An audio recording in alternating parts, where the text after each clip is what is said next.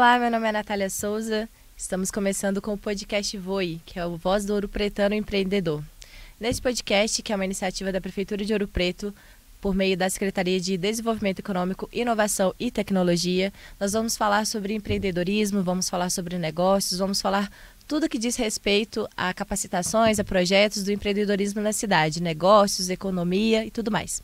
Hoje, no nosso primeiro episódio, nosso convidado é o Valmir Maximiano, que é morador aqui da cidade, que já está no ramo há muitos anos, né, Valmir? Bem-vindo, obrigado por participar aqui com a gente. E, Valmir, conta pra gente um pouco de como você começou no ramo do empreendedorismo. Você começou muito jovem, né? Pelo que a gente conversou, foi por causa de um tênis. Conta essa história pra gente. Olá, estou aqui, sou o Valmir, como a Natália disse. Sou morador de Ouro Preto há 54 anos, que é a minha idade. Sou nativo, adoro essa cidade e entendo que todas as forças e todos os recursos que a gente tem que trazer para o município, a gente tem que explorar. O meu caso, ele é muito peculiar, porque o empreendedorismo, você tem dois caminhos com ele. Você tem por vocação, né, por herança, né, e tem por necessidade. E o meu foi por necessidade. Eu casei aos 18 anos de idade, estudava na escola técnica, tive que parar de estudar por um período para trabalhar. Iniciei a minha carreira profissional no posto de gasolina, antigo posto VV das Lajes. E em frente ao posto tem uma república até hoje, Território Chavante, a TX. E lá tinha um morador chamado Borrão, por apelido, né? Mas o nome dele é Marcelo. E ele vendia tênis aqui na região. O pai dele não mandava dinheiro, mandava tênis para ele estar vendendo aqui. E eu tinha mais ou menos uns 2 ou 3 meses de casado e foi o primeiro par de tênis que eu comprei. Primeira coisa que eu comprei para minha esposa. No caminho eu consigo vender para um primo meu que me pergunta, um primo considerado irmão, que é mais velho. Eu sou filho único de 5 moças. E aí eu falo para ele que estava vendendo aquilo, pensando no Borrão, que também já estava revendendo, porque eu sabia onde tinha uma fonte. Ele comprou para a esposa dele, então o primeiro tênis que eu comprei para minha esposa foi para a esposa dele. Você vendeu os tênis que era o presente. Isso, vendi. Na época o tênis me custou em torno de 15 cruzeiros, vendi por 30 cruzeiros. Falei, esse negócio é bom. Se lavar carro, ganhar gorjeta de 50 centavos, 20 centavos, que era na época, eu sei, com menos de 30 minutos, né, que foi o tempo que eu peguei o tênis até eu chegar em casa, eu consegui fazer 15 reais, que era um valor muito expressivo na época, e o tênis era um tênis chamado Lecheval, era lançamento, logo quando o Collor abriu o mercado internacional e começou a trazer tênis importado, então um Lecheval branco com rosa, não esqueço disso. E ele me pagou o tênis, com o dinheiro do tênis, eu comprei mais um outro tênis que foi para ele mesmo, então ele me encomendou um outro tênis, então com os 2 pares de tênis que eu vendi para Júlio, meu primo, meu parceiro, e para a esposa dele, para Célia, né? Foi assim que eu comecei a minha carreira. Aí eu começo a vender tênis e vinha para a escola técnica. Um ano antes de eu formar, eu consegui montar uma parceria junto com o Borrão, e aí ele já não vendia mais os tênis aqui, eu vendia para ele. E aí eu saí do posto, mas nesse período eu estava fazendo escola técnica, e no intervalo de uma aula para outra, eu expunha os tênis de lá de fora e colhia pedido na mão, e no outro dia eu subia com os tênis para fazer a entrega. Assim comecei a minha carreira, formo na escola técnica e vou embora para Santa Luzia, trabalhei 14 anos na Soforja, e a minha esposa fica vendendo tênis, roupa, que aí nós começamos a desenvolver. Eu saía de Belo Horizonte na sexta-feira, ia para o Brás, em São Paulo, fazia as compras no sábado até meio-dia, vinha embora, chegava no domingo aqui em Ouro Preto, colocava preço na mercadoria, 4 horas da tarde pegava um ônibus, voltava para Santa Luzia, onde eu trabalhei por 14 anos. Então, o empreender, ele parte da oportunidade, né, que acontece na sua vida, e da disposição de você enfrentar o processo. O processo não é simples, ele é doloroso. Você contar ele depois é muito mais fácil, mas você viver o processo, ele te deixa marcas profundas, boas e ruins, porque você sofre muito, né? Então, meu lado empreendedor inicia aí e fui me calejando, aonde eu consigo também construir a Maximiano Confecções, que é a confecção. Foi uma aposta que eu fiz com a minha esposa, aposta de investimento, porque nós temos os nossos filhos, mas na época eles eram crianças ainda na faixa de 4, 5 anos, e a dificuldade para o uniforme escolar para eles era muito grande. E aí eu convido para a gente montar uma confecção. Ela nunca nem tinha visto máquina de costura. Ela faz um curso de 3 meses em Belo Horizonte, indo e voltando todo dia para Belo Horizonte. E aí é onde a gente começa a montar a nossa primeira fábrica de uniforme escolar. E a fábrica, tanto a fábrica quanto a loja, foi no Alto da Cruz, né? Onde que a loja está assediada. Isso. A minha primeira loja foi na minha garagem, na Rua da Abolição, número 45. Eu iniciei numa garagem que minava água atrás, ainda tinha que colocar uns plásticos, aqueles plásticos preto, de encapar, né? Caderno. A gente não tinha muita maldade. Eu não venho de família de comerciante, de empreendedorismo. Então foi tudo descoberto, né, ali no dia a dia, no sofrimento, com o erro. Então a gente inicia um processo assim bem simples, né, mas que lá atrás, em 1991, o comércio não era tão amplo, a informação não fluía com tanta facilidade. Então isso foi um dos fatores que nos apoiou para sobreviver nas condições caóticas que a gente tinha lá. Valmir, você está falando dessas condições, né, de Ouro Preto e tudo mais, da época de dificuldade. Como é que você vê o empreendedorismo de Ouro Preto, a época que você começou para a época de agora? A época que eu comecei, a informação era tudo muito difícil. Ou seja, ir na capital, né, Belo Horizonte, era um feito. Eu fui na capital. Descobrir fornecedores era um desafio enorme. Então era tudo muito difícil, dependia muito de muita dedicação, muita entrega e muita vontade. Hoje empreender é muito mais simples, a informação está na sua mão, né? Mas a vontade da meninada hoje diminuiu em relação ao que era lá atrás. Lá atrás a gente não tinha muita oportunidade. Hoje você tem um celeiro de oportunidades e às vezes por falta de foco os empreendimentos que são montados hoje não vão muito adiante, porque são tanta coisa que acontece em volta dessa juventude que está acontecendo hoje, que eles começam uma coisa, começa outra, e eles não pegam com foco. Haja visto a maioria dos milionários jovens que tem hoje aí, tudo é foco. Sim. Eles começam um trabalho e vai até o final acreditando que aquilo vai dar certo. No meu caso, eu passei por vários percalços.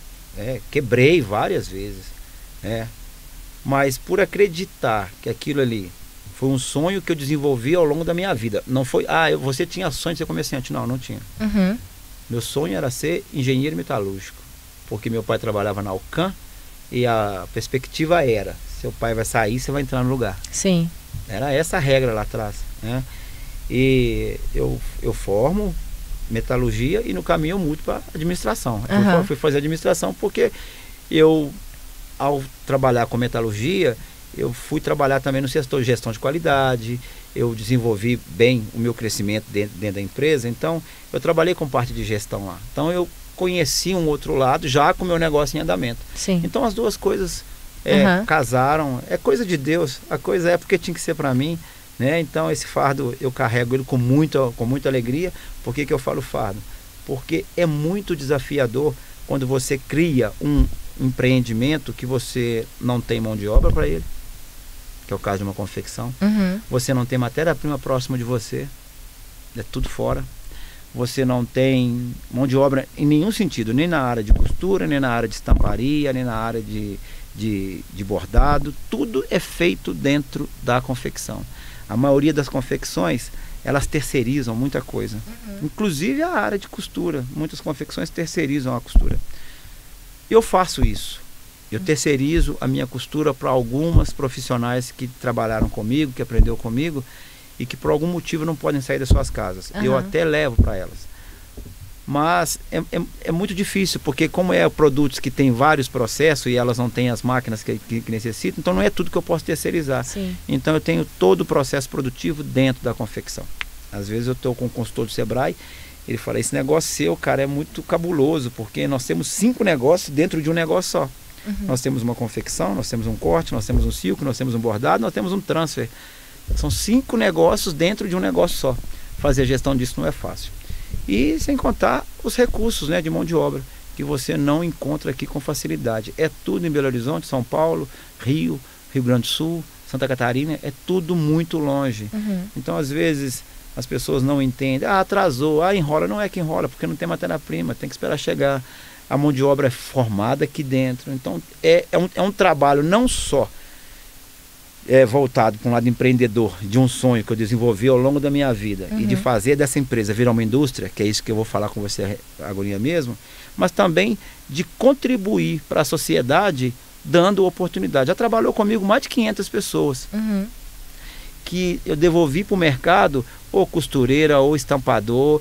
Vários que trabalharam comigo hoje têm seu próprio negócio na área de camisetaria mesmo, na área de estampa, na área de arte finalista.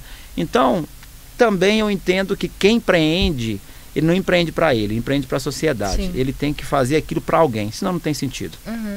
Eu ia falar com você porque, igual você falou, né? Você formou em metalurgia, e Ouro Preto a gente tem essa cultura mineradora, né, de empresas. Vou trabalhar na empresa, vou trabalhar na Vale, vou trabalhar na Samarco, na Alcano e tal. Você diversificou a economia ao criar a sua confecção, né? Eu acredito que a época ainda não deveria ter, acho que nenhuma na cidade. Você deve ter sido um dos primeiros a fazer isso. E como é que você vê essa mão de obra local?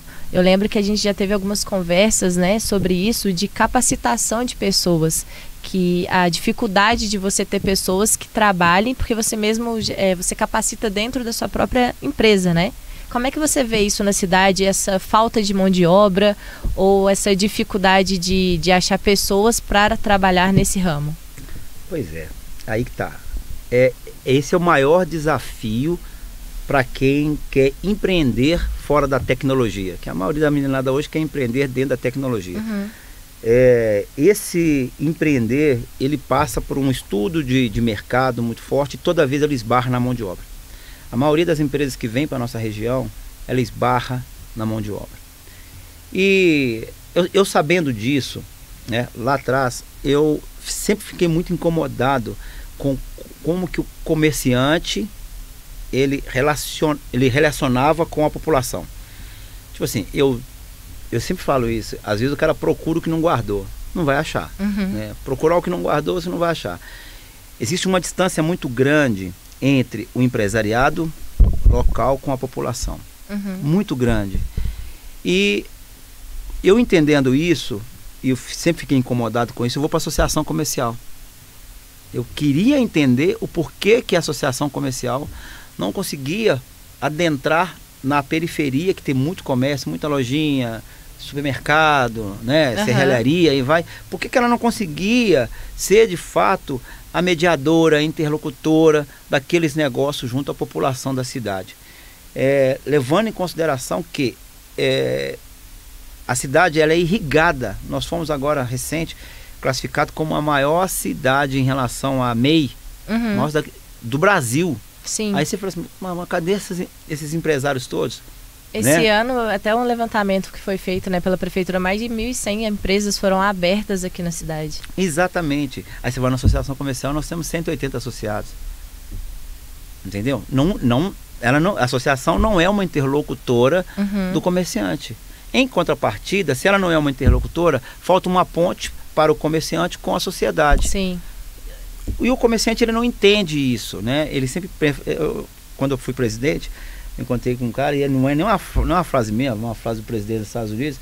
E ele falou assim: o que a associação faz para mim? Meu amigo, o que você faz pela associação? Associação é você. Sim.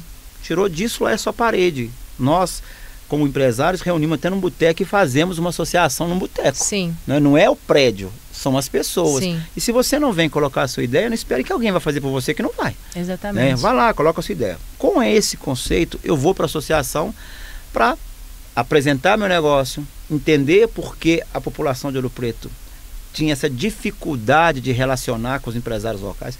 Tudo é Mariana, tudo é Belo Horizonte, tudo é Ouro Branco, Lafayette. Você quer ver que absurdo? Vai no Lafayette dia de sábado. você vai achar que é a rua direita de Ouro Preto. Fica lotado, né? Gente de Ouro Preto comprando linha branca, que aqui nós não temos loja de linha branca, tem uma ou duas só aí, porque falta essa interlocução da associação comercial junto à população e junto ao empresário. Se a associação tem essa interlocução, sociedade, o que vocês precisam? Linha branca, empresário, foi apontado aqui pela comunidade ouropretana que tem essa oportunidade de negócio. Entendeu? Então, é lei da oferta e demanda, né? Esse é o conceito. Então, Ouro Preto vira uma terra de ninguém e vira uma terra de forasteiros. Tanto é verdade que, se você fizer uma analogia fria, eu às vezes comento com alguns, eu arrisco, me fala 5 empresários de Ouro Preto, que é nascido e criado em Ouro Preto. Você para pensar, Se você parar para pensar, você vai ver. Você vai ter dificuldade de falar 5 empresários que é nascido e criado em Ouro Preto e que tem seus negócios reconhecidos dentro da cidade. Entendeu? Isso é a maioria de fora.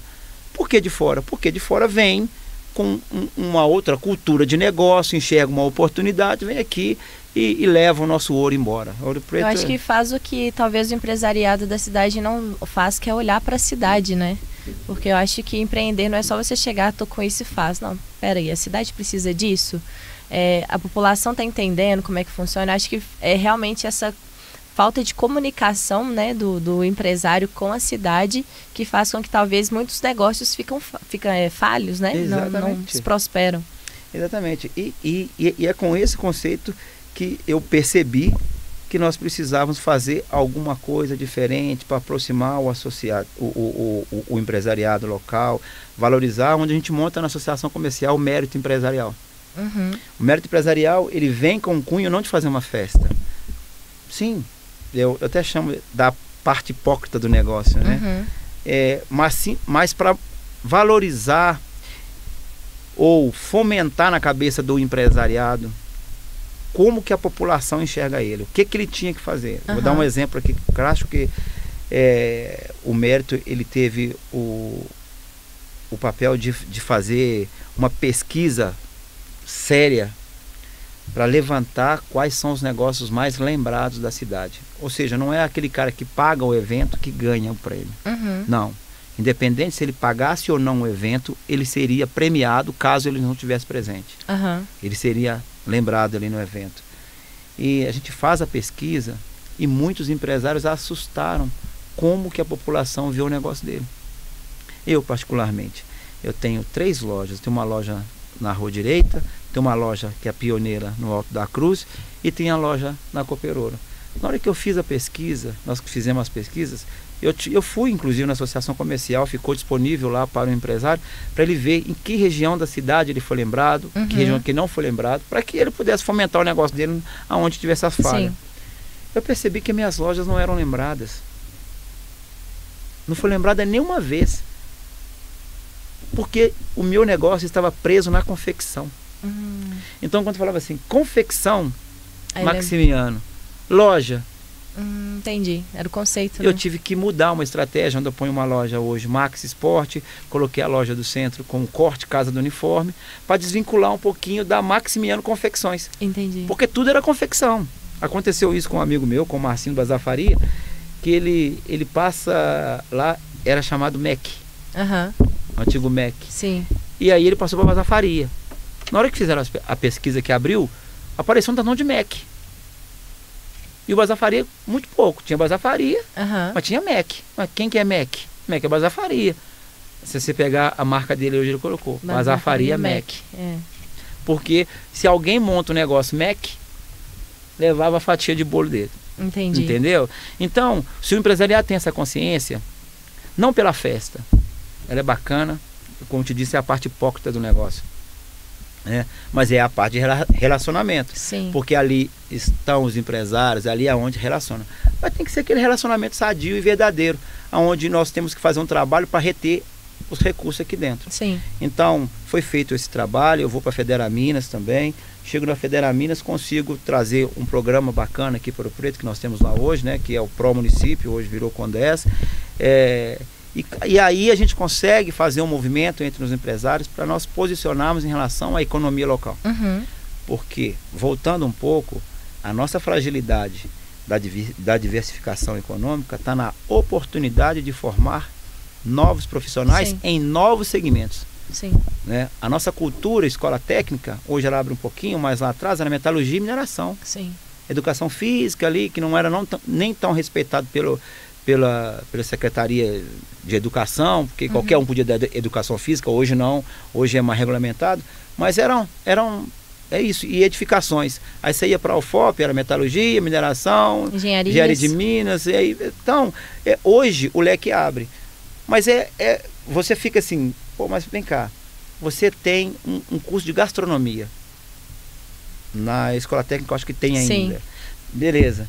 Mas você vai nos restaurantes, bares e restaurantes de Ouro Preto, você não vê nenhum estagiário da área de gastronomia da escola técnica. Isso é verdade. Não tem essa interlocução. Né? Você não consegue fazer aqui uma gastronomia, um evento de gastronomia, que é da parte econômica, envolvendo escola técnica, universidade e o comerciante local. Qual é o fim do cara que forma na escola técnica gastronomia? Ou ele montar um restaurante dele, ou ele vai para fora. Ou ele vai para fora. E qual o legado que ele deixa aqui? Nenhum. Aí você procura os restaurantes e bares de Ouro Preto. São todas cozinheiras práticas. Quando na realidade poderia ter ali um chefe de cozinha ou um estagiário ensinando dando algumas diretrizes, né, mais profissionais para o negócio. Então, o negócio nosso fica todo estagnado. Deixa eu te fazer uma pergunta. Tudo por inércia. Um pouco, talvez, para cutucar.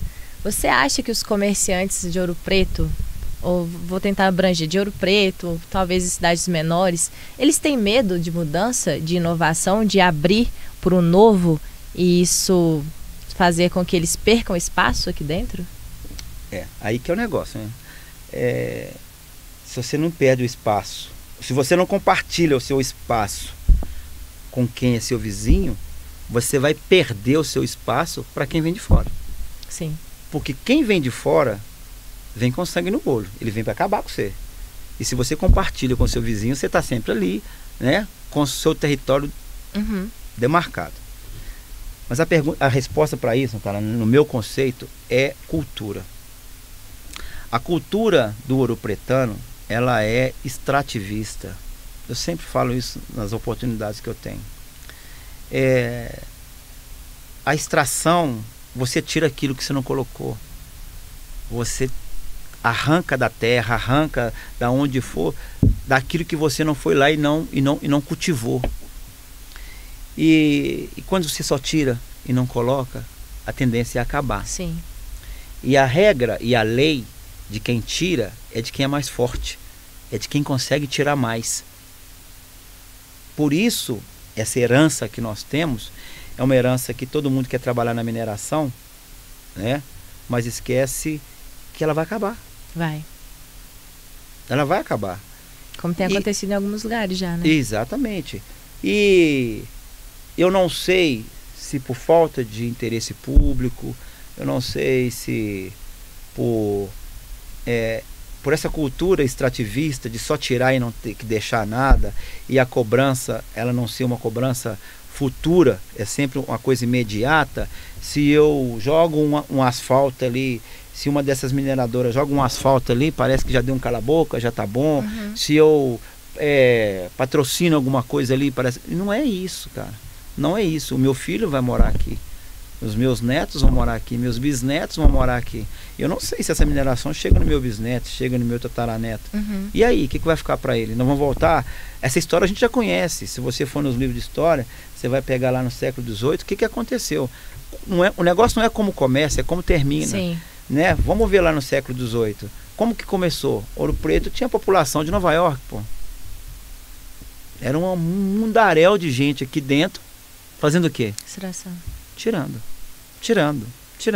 Quando acaba, o que ficou? Ouro Preto virou uma cidade fantasma, né?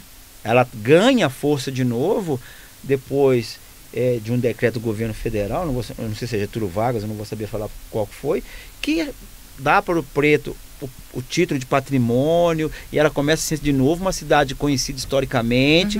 E aí vem a extração de minério e ela ganha de novo. Eu costumo falar o seguinte: Ouro Preto sempre foi uma vila rica. Sempre foi uma vila rica, em todos os sentidos. Se você analisar friamente, nós deixamos de ser ricos quando? Nunca. Nunca. Nós temos 13 distritos, não é isso? 13? 12 distritos, né? Com a sede, 13. Distritos lindos, que dá para ser explorados. Enormes. Ouro Preto tem a extensão da cidade de São Paulo. Ouro Preto é muito grande. Sim.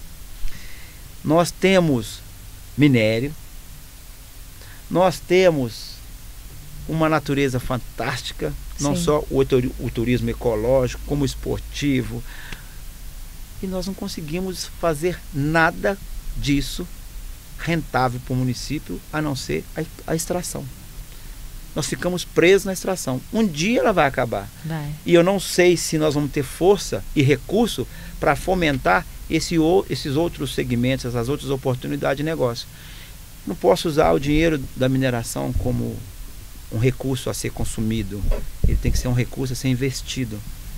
Porque se eu invisto aquilo, eu fortaleço os outros segmentos, que na ausência da mineração não me faz diferença, porque o recurso já não vem mais da mineração. O recurso vem de qualquer outra fonte de investimentos, né? E a cidade fica uma cidade bloqueada em todos os sentidos. Você pode extrair, você pode tirar, mas você não pode fazer a cidade crescer, porque é uma cidade de patrimônio histórico e com regras para uns. Cheio de limitações, né? Com regras para uns e com direito para outros. Então, tipo assim, se você vai montar aqui dentro da cidade um negócio que vai gerar emprego, ele é cheio de regras, cheio de burocracia. Ou seja, os investidores daqui preferem investir fora, não investem aqui porque tem muita burocracia. Então nós temos oportunidades, sim. Voltando à sua pergunta, temos várias, desde que o poder público comece, é o que nós estamos fazendo, né, na Secretaria de Desenvolvimento Econômico, junto com o Conselho, né, abrindo essa oportunidade de fomentar novos segmentos e dar à nossa população, aos nossos jovens, o conhecimento, né, de outras oportunidades, de outros ofícios que estão se perdendo aí por essa avalanche de informação que está chegando, mas está esquecendo o básico. Ô Valmir, você além de empresário da cidade, também você é muito ativo nas questões políticas públicas da cidade, né? Por exemplo, você participa do PAD, que é um plano de apoio e diversificação econômica, que é uma iniciativa da prefeitura. Você também é presidente do CONDES, que é o Conselho de Desenvolvimento Econômico. Eu queria que você falasse um pouco sobre isso, dessa sua presença nesses órgãos públicos, né?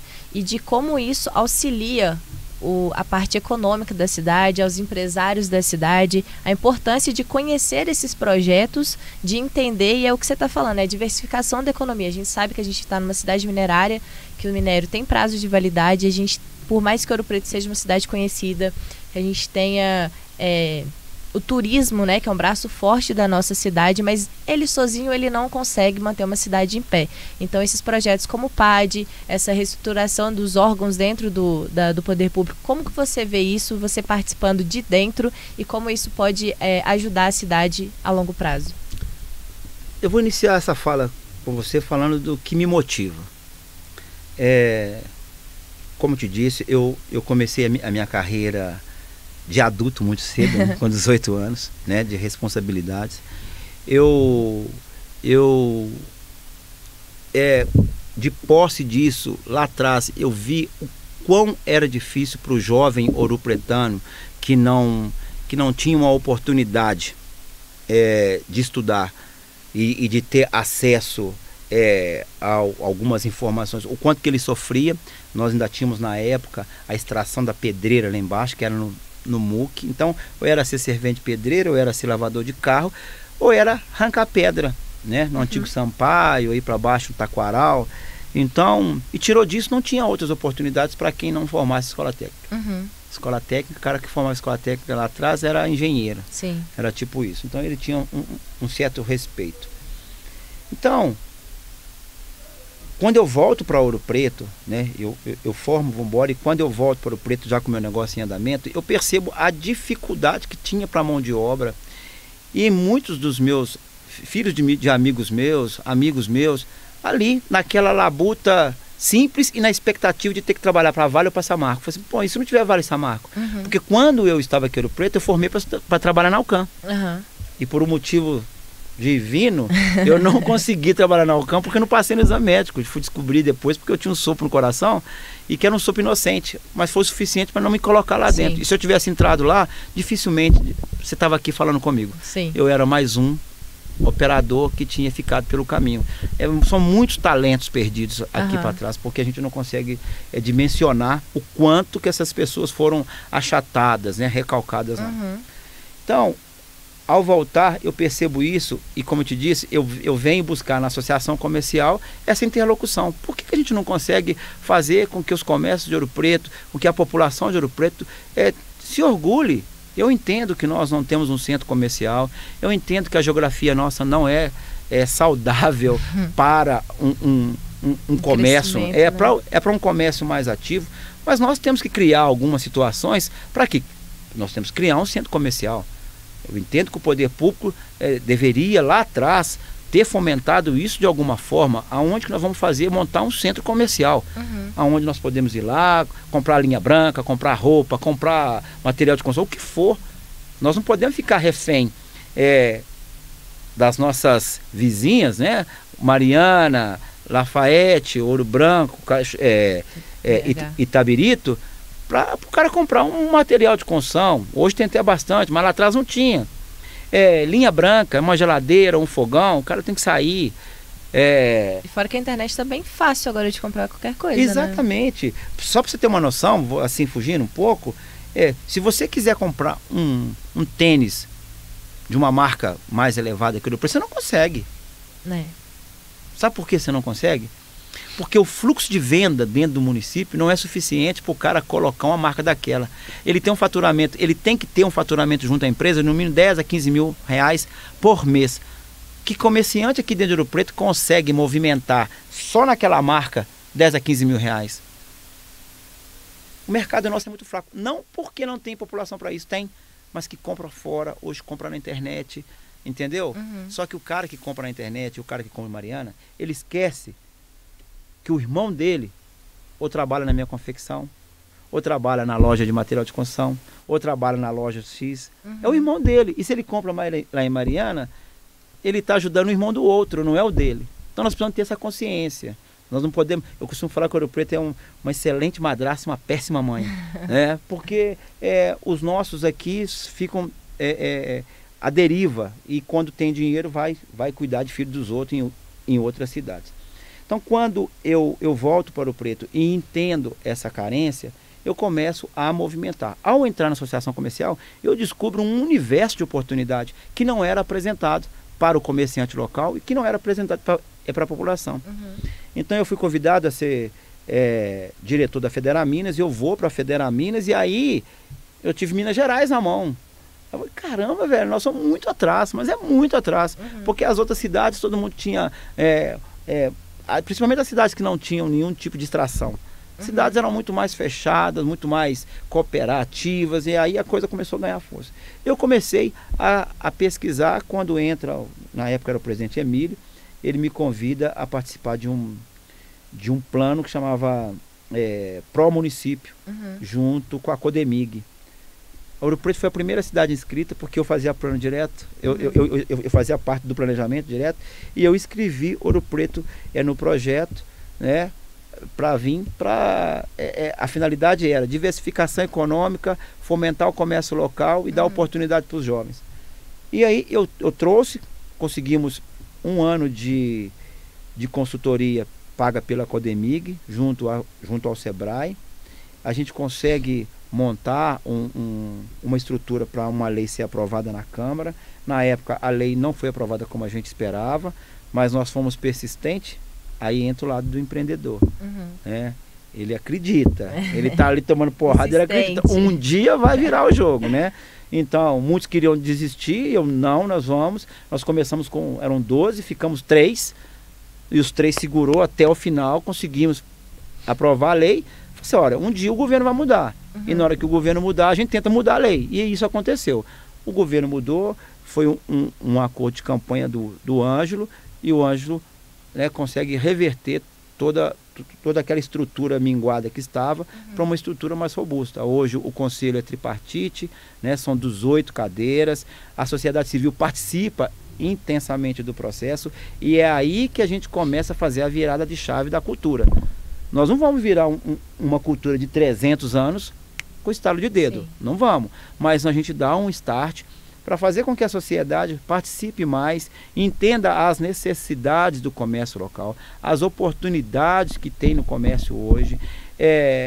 Aquele oficial da padaria, do pedreiro, não é nenhuma vergonha você saber executar essas tarefas.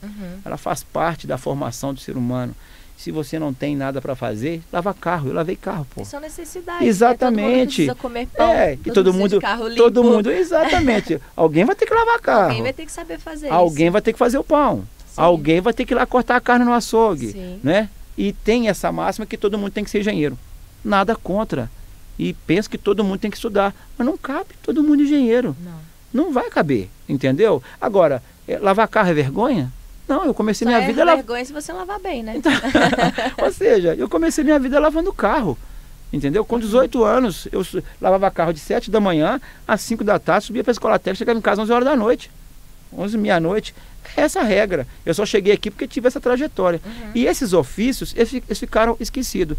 O padeiro, o açougueiro, você pode ver aí, ó, os açougues de Ouro Preto todos reclamam. Você vai ver o mesmo açougueiro pipocando de cada tempo em um açougue. Se você vê até as vagas do Cine que são divulgadas, é ajudante de pedreiro, é padeiro, é porteiro, é camareiro. São profissões que às vezes, não sei se as pessoas acham que tem vergonha, mas são profissões que são necessárias também. São necessárias. E tem vaga para isso. Pode não ser o fim da vida do cara ser pedreiro, ser lavador de carro. Como não até esse momento, eu não sei amanhã, depois eu volto a lavar carro. Não tem problema nenhum com isso também, mas vou lutar para não. Mas pode ser o início. Ou o processo, né? É o processo, pode ser o início, entendeu? Então, é importante que esses ofícios, eles sejam fomentados de novo. E não só isso, entender junto ao Cine, que foi um trabalho também que eu iniciei, entre Associação Comercial, Cine, ADOP e agora junto com o Conselho, formar mão de obras de forma à aptidão do candidato. Então tem que ter um filtro. O Cine, tá lá, tá aquele tantão de gente lá. E aquele tantão de vaga do lado.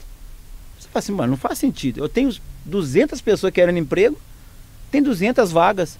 E não encaixa. Por que não encaixa? Então, a partir do momento que eu consigo classificar essas pessoas com a psicóloga, com alguém que direcione, a sua aptidão é o quê?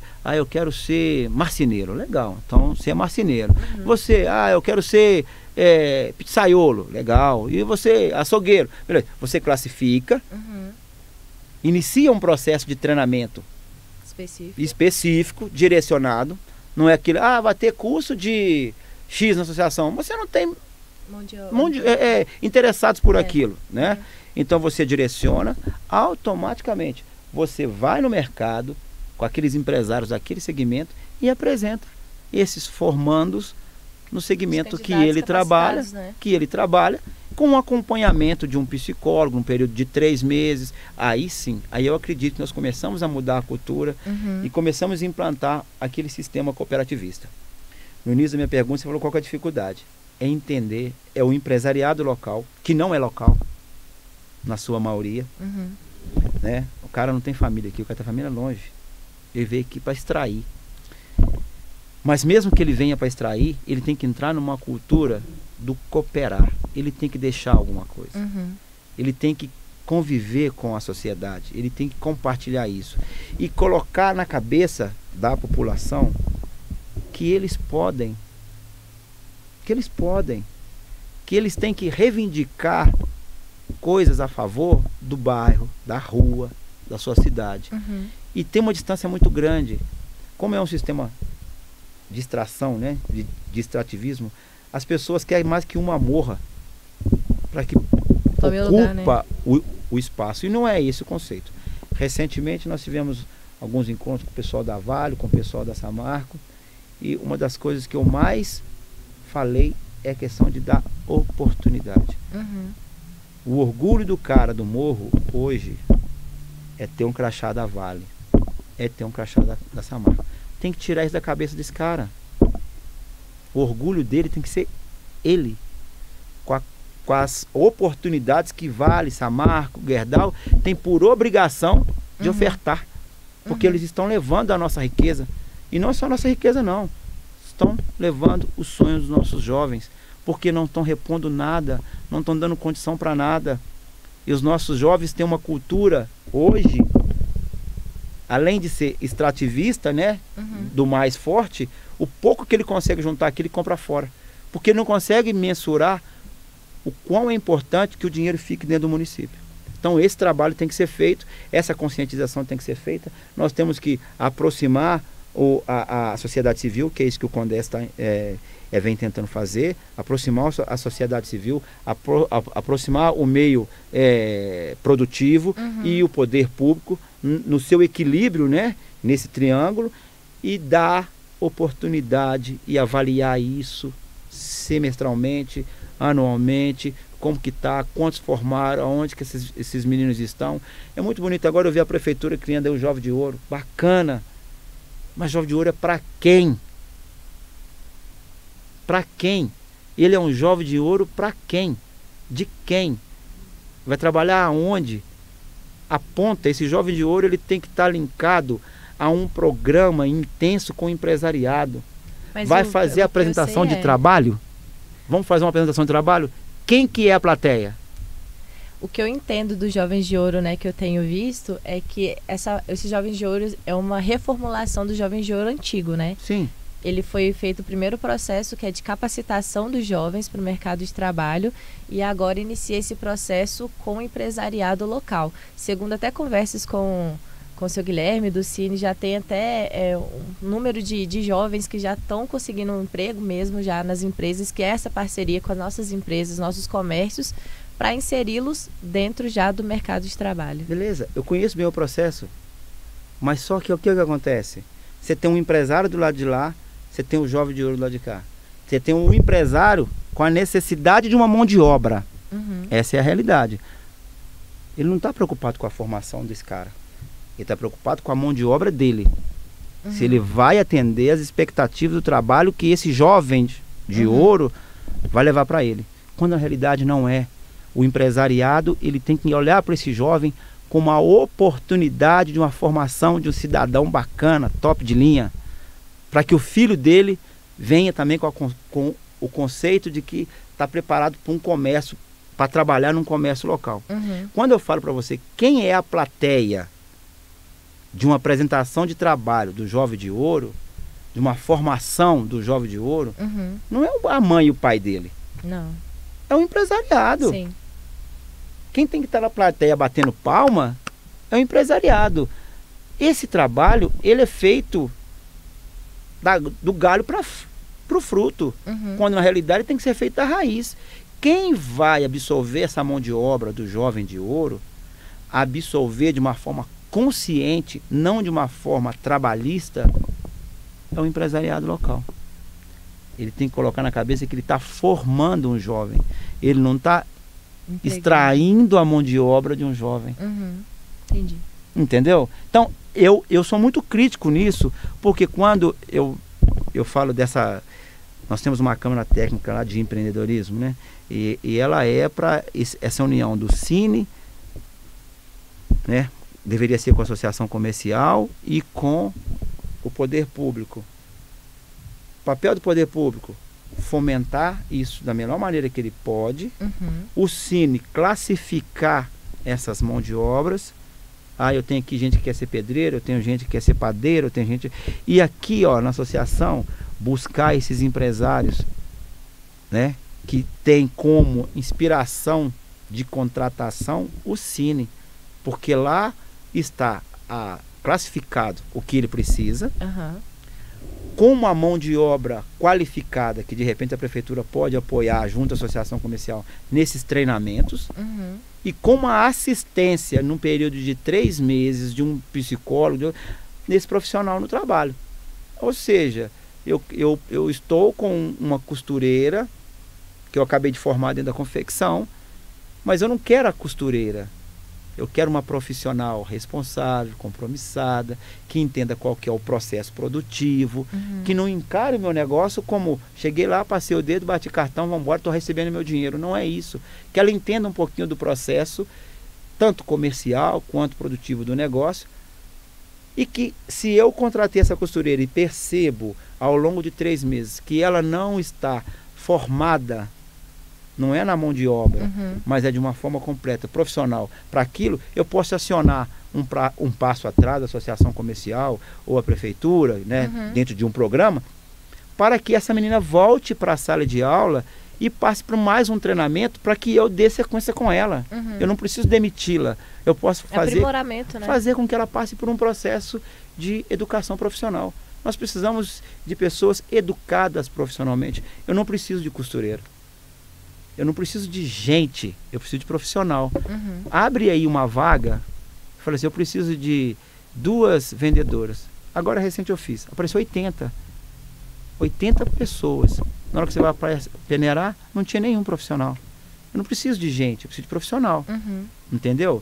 Ah, mas gente faz parte do processo. Faz parte. Aí se vem um profissional, vem uma pessoa preparada para fomentar e multiplicar aquilo. Sim. Entendeu? Então, eu penso por uma forma muito pragmática, que às vezes o poder público não tem tempo para fazer, porque você sabe como é que funciona a política.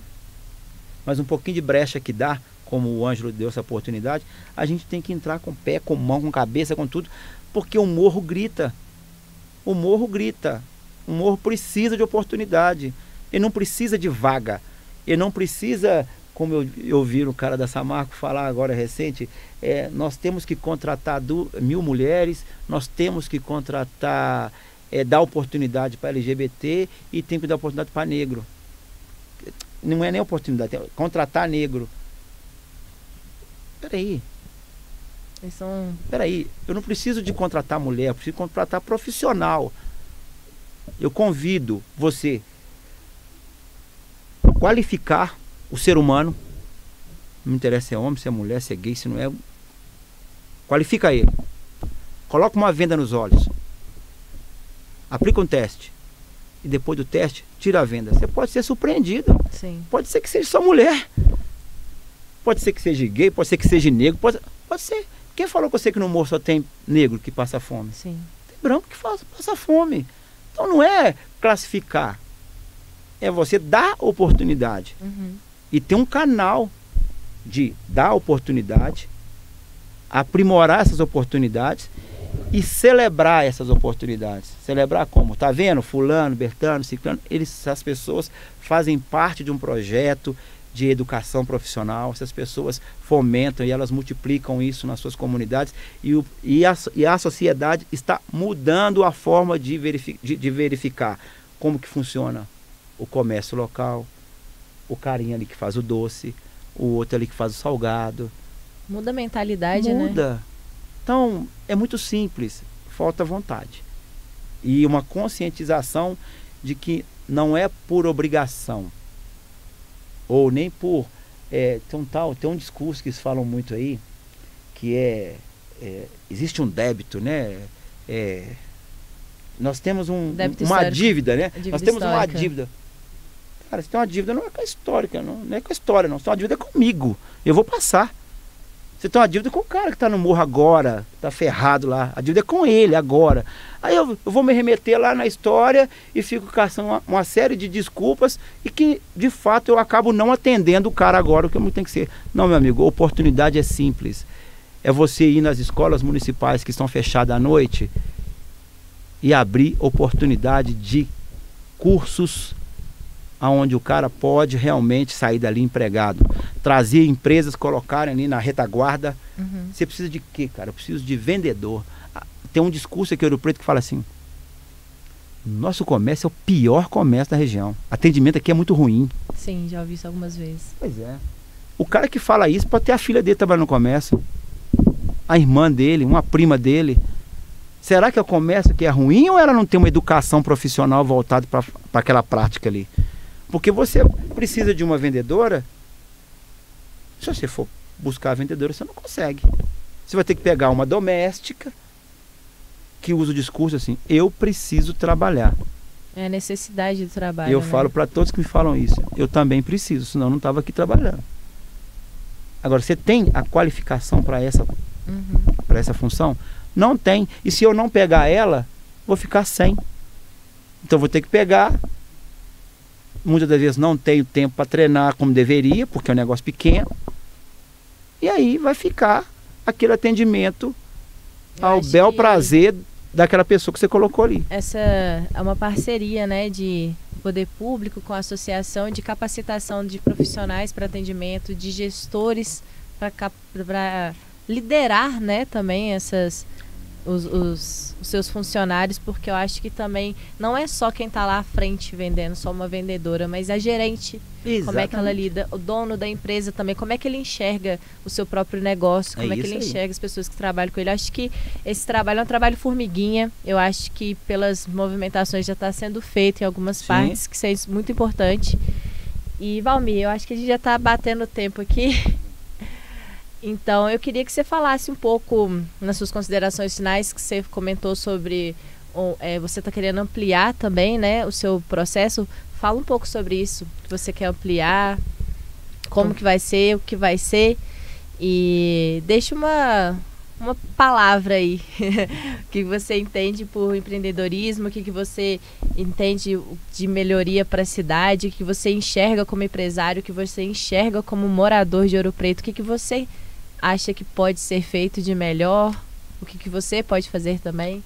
Então vamos lá, depois desse desabafo, sempre que eu tenho a oportunidade eu faço, porque eu entendo que nós podemos muito aqui em Ouro Preto e fazemos muito pouco, mas eu sou aquele Valmir ali, criado no Alto da Cruz, no Patifaria, no Morro Santana, na Piedade, com as minhas bolas, né, com a minha escola de samba, Unido de Patifaria, que eu adoro, com a minha fanfarra do Horácio Andrade, com o meu coral do Otacílio, que eu aprendi muita coisa lá.